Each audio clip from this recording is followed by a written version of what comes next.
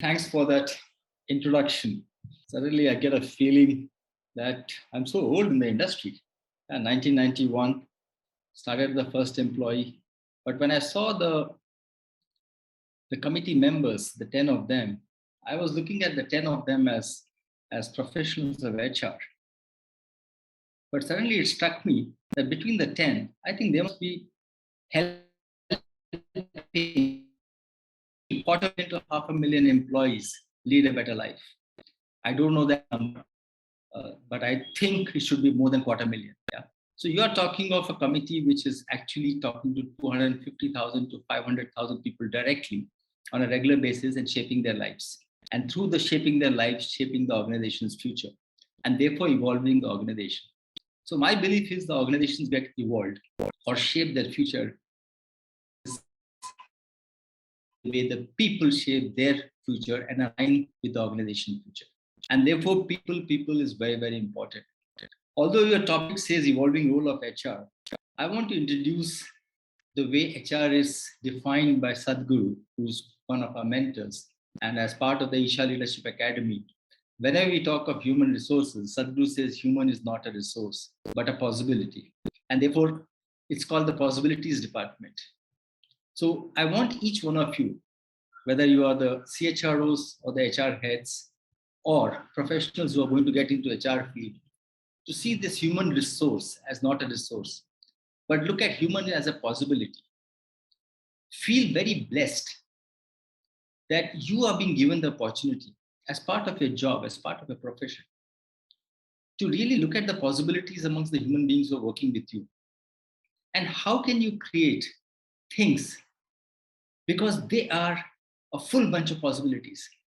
So let's not restrict them by saying they are a resource. And I am as much as fault, because for the first 25 years of life, I also kept saying human is a resource. But when Sadhguru guided us to say human is not a resource, a possibility, I believe so. Because look at what's happening around the world. Things that were never thought of. I mean, we had heard of Vimanyan in maybe Ramayanas, but we never thought that we'll have a Bezos, or you have a Richard Branson, or you'll have some people going into space as tourists. And that happened in the last week. So possibilities are immense, and you all are blessed to shape those possibilities. Looking at the evolving role of the so-called HR department, I thought that we should look at the evolving country, evolving world, evolving economy, and what's happening. Because at the end of the day, we are part of that whole ecosystem. And if the ecosystem is evolving in a very different way, can I and you shape our people in a way which has been traditional? Last 2 years, things have changed, the world has changed. And many things have happened which was not imaginable by any of us as professionals, as employees. Even as promoters, things have changed in the last 2 years' time. Look at the country. I mean, from a situation where the pandemic hit us and we thought we would hit the first wave and crossed it, okay, we hit the third wave. And retail as an industry, hospitality as an industry suffered the most. But if you look at it, during these sufferings, the employees of retail, especially in the unorganized segment, especially in the services segment, especially in the hardcore non-food retail segment, suffered a lot. So all of us have gone through the suffering. And now if you look at it, on so-called day when the Prime Minister's birthday was being celebrated, we actually did 2.5 crores of vaccination. So if you look at it, whatever looked an impossible task, when we were doing 3 million, 2 million, people were questioning, when do we do 10 million? And suddenly we do 25 million, 2.5 crores. And suddenly see that becomes a possibility. So everything that has happened in the last 2 years has shown us that there are possibilities we have not looked at. Sometimes the possibilities have to be looked at from business point of view, sometimes from a country's point of view, sometimes economic point of view, sometimes from the people's point of view. But many a times in our process of looking at business, from a business and economy, we have to do things which are not so good for people. But that's part of the organization. So if you as a CHRO can find a possibility in the dumps, then you still are able to do things for people. Many of us were not able to do it. So therefore had to do some severances for our people. So if the country has gone through the change, the world has gone through the change, the economy has gone through the change.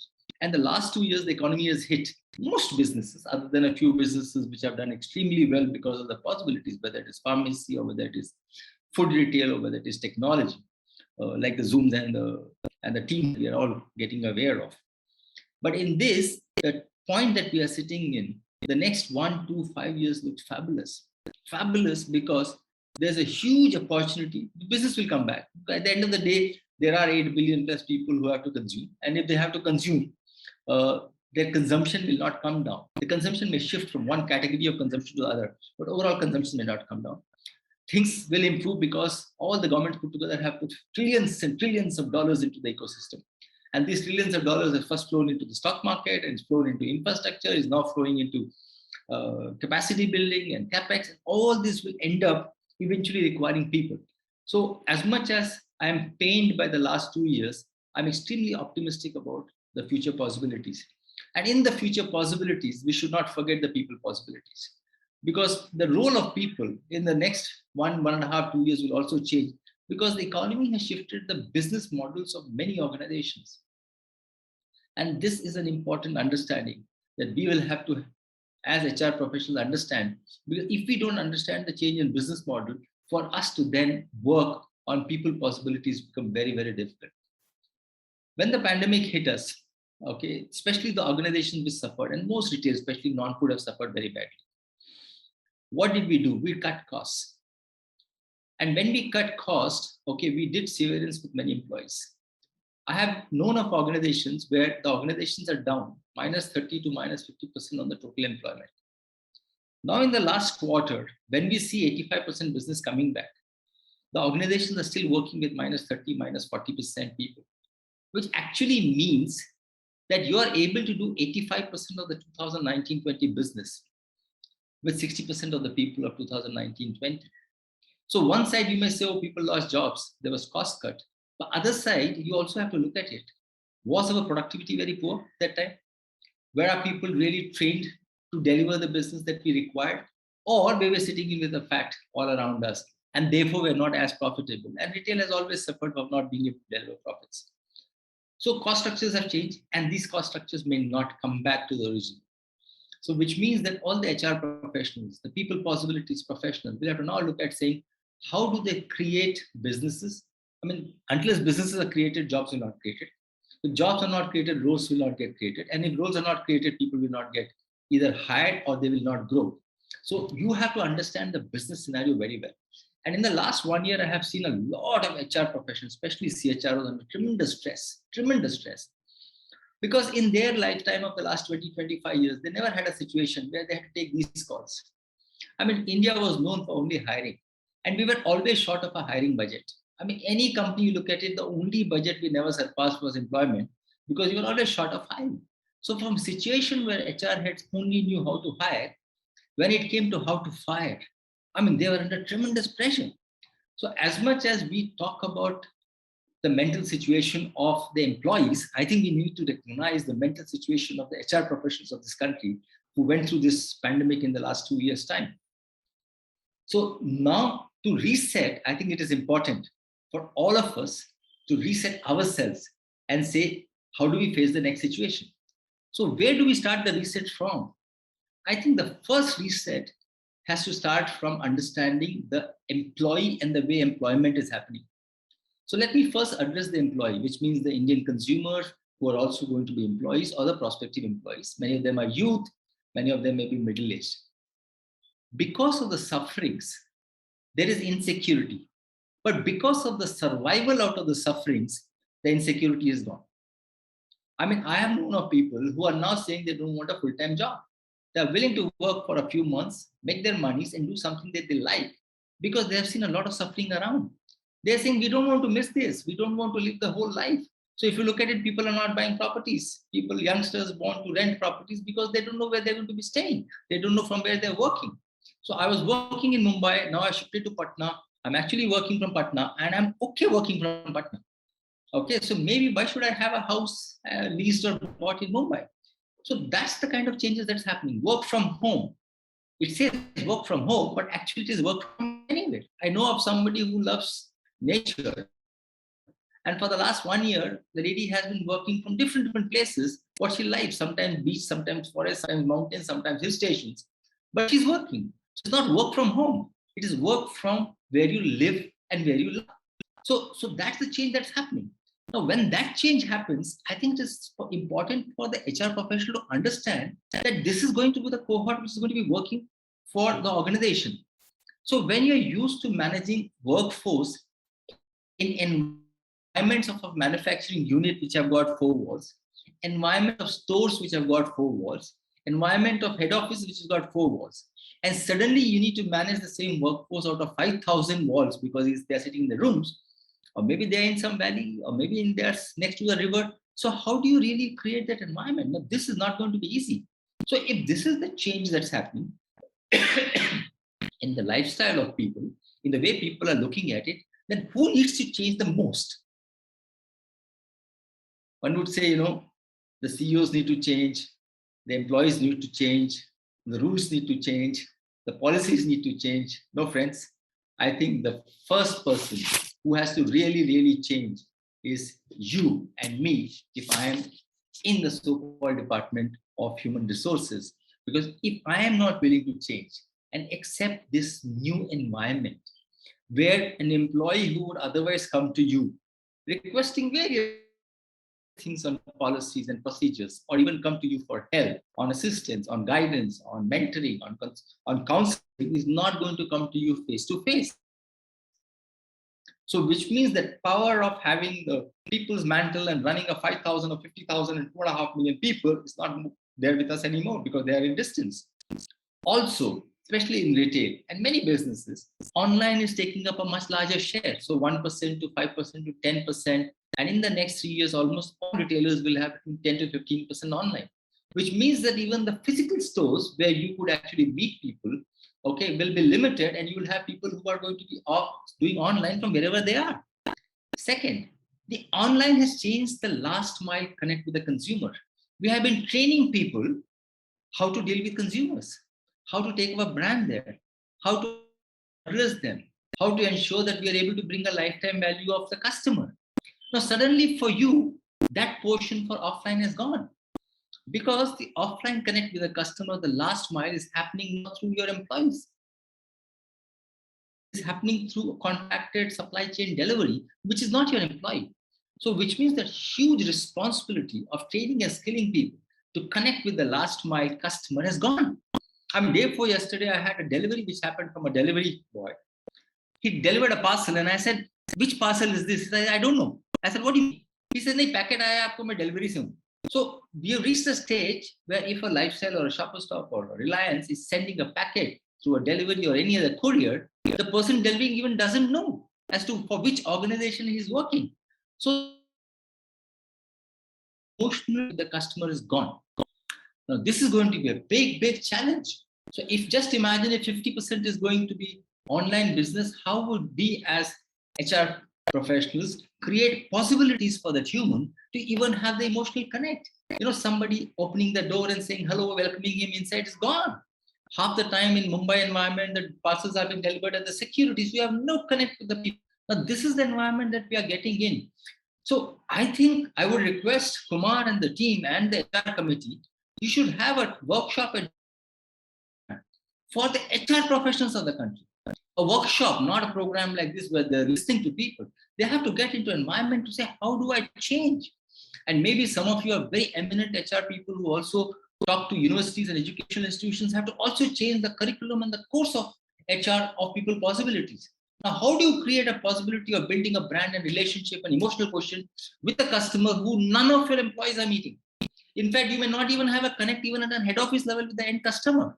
Earlier in our times, and even now, if the CEO wants to meet a customer, he goes to a store. And he actually once a month or once in a quarter attends customers on the floor. It's gone because you're not meeting the customer physically at all. So the EQ built up for relationship and brand building of people to people as an employee and people as a customer is going because of the ecosystem. The other change which is happening, which is also amazing, a large number of workforce at the bottom of the pyramid is now becoming contractual, and last mile with online going is becoming dead. The skill required for delivery has moved away from business skills to transportation skills. How fast, how well can you maneuver a motorcycle to do 20 deliveries a day? Now, these are all not people who are educated graduates. These are all people who are currently still undergraduates. Great that the youth is getting job, but the organization has got flattened.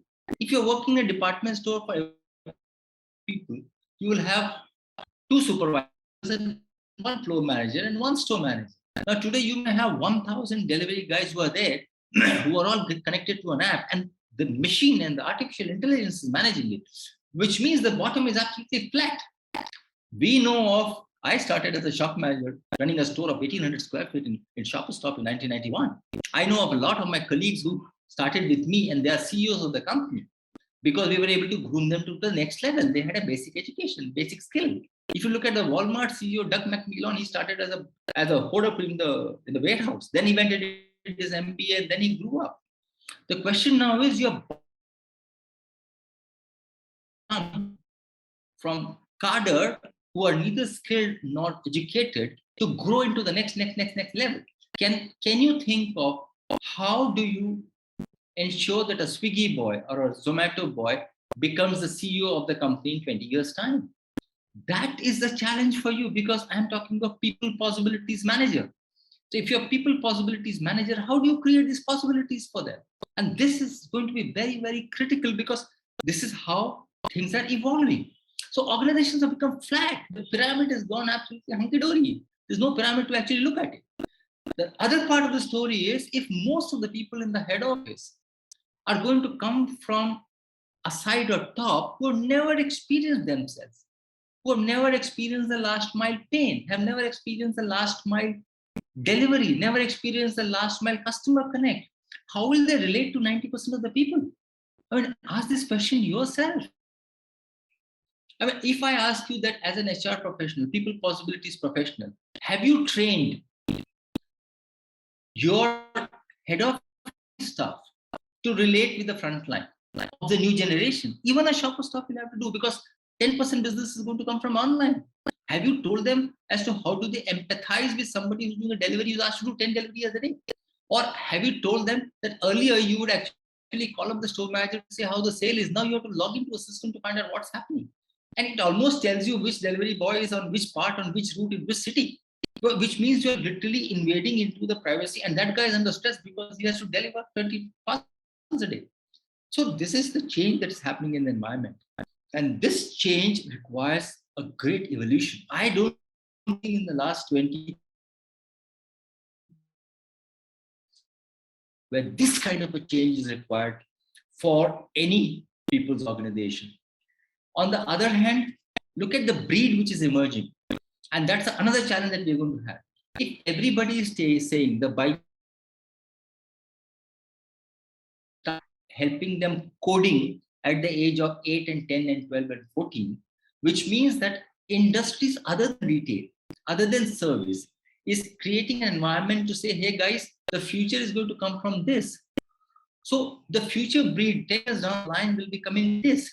So what will brick and mortar retail do? What will the retailers do? If the last mile of online is not connected to you, the last mile of the brick and mortar is shrinking. In India, it will not shrink as a whole. It will grow. India will still have from 10% modern go to 20, 30, 40, 50%. But the way the role is evolving will change. So for example, even within the stores, omni-channel, the last mile, end of aisle sale, the so-called WhatsApp sale is making the front-end employee deal with the consumer in a very different way. His ability to understand 100,000 plus SKU is very, very different, because in an online, a customer sees 100,000 SKU. So as HR professional, to sum up, I would say the following.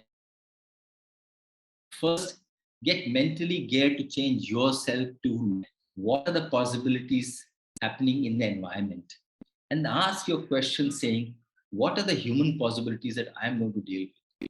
And in that human possibility, what is the possibility that I have to go through myself? So if I have to manage capacity, how do I build up my capability? Please ask this question. Don't feel shy saying, I have been an HR professional for 20 years. How should I look at the mirror? Why should I look at the mirror? I am at such a senior level. No, friends, please look at the mirror.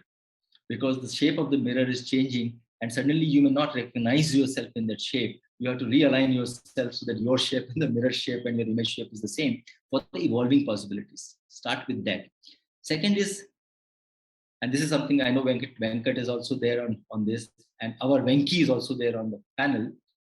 I keep saying that, have you all imagined the organization of 2024-25? Please create an organization structure 2025, which could be imaginary, some could be part of a strategy. Some of you are fantastic organization, you may have done it. In that organization structure of 2025, which is the evolving possibilities of retail in 2025, please find out what roles are there. You may actually find that many of our current employees will not have a role there unless they skill them up. Please tell them, please be honest to tell employees that, hey guys, this 25 roles will not exist in 2025. However, these new 10 roles are coming where we'll have 100 people to join. I think we need to be honest. So one of the possibilities, how do you be transparent and honest to talk about what the future possibilities are, provided you are able to create a future possibility. Yeah. So I would end up with saying these two things. Look at yourself and look at the future possibilities of the organization 4 years down the line. See if you can bridge the gap with your current employees, because then they will be successful. And if they are successful, they'll make your organization successful. And if everybody is successful, I'm sure you would be a very successful people's possibility person. Okay, PPP, because the people's possibility person, everybody will come to you because they will think you're going to create possibilities for them. Okay, and we'll go away from the fact that human is a resource. I'll close with saying Sadhguru's words: human is not a resource, but a possibility. Thank you.